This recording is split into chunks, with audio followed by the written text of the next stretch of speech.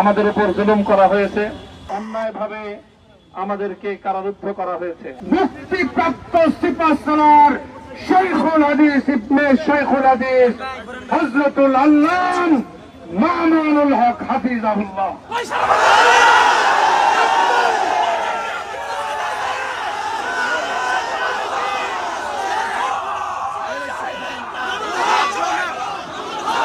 السلام عليكم ورحمة الله. الحمد لله وكفى وسلام على عباده الذين اصطفى. أما بعد فأعوذ بالله من الشيطان الرجيم. بسم الله الرحمن الرحيم. لا تثريب عليكم اليوم يغفر الله لكم وهو أرحم الراحمين.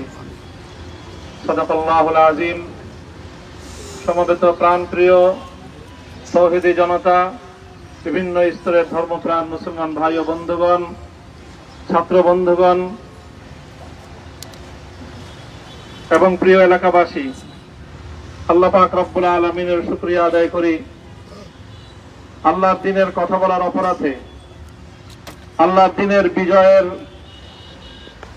ঝান্ডা এবং কেতন উড্ডীন করার প্রত্যয় ব্যক্ত করার অপরাধে, আল্লাহর জমিনে আল্লাহর দ্বীন প্রতিষ্ঠার আন্দোলনের অপরাধে আমরা অনেক ভাই কারারুদ্ধ হয়েছিলাম।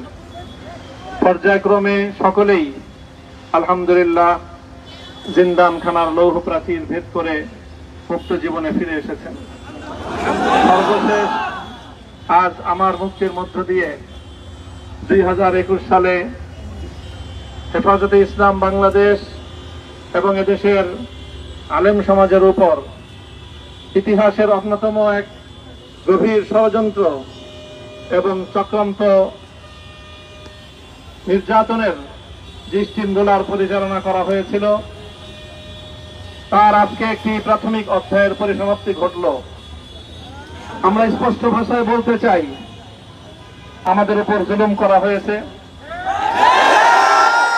আমরা নির্যাতিত, অন্যায়ভাবে আমাদেরকে কারারুদ্ধ করা হয়েছে, বুলেটের আঘাতে আমাদের ভাইদেরকে হত্যা করা হয়েছে। আমরা যখন আমাদের সন্তানদের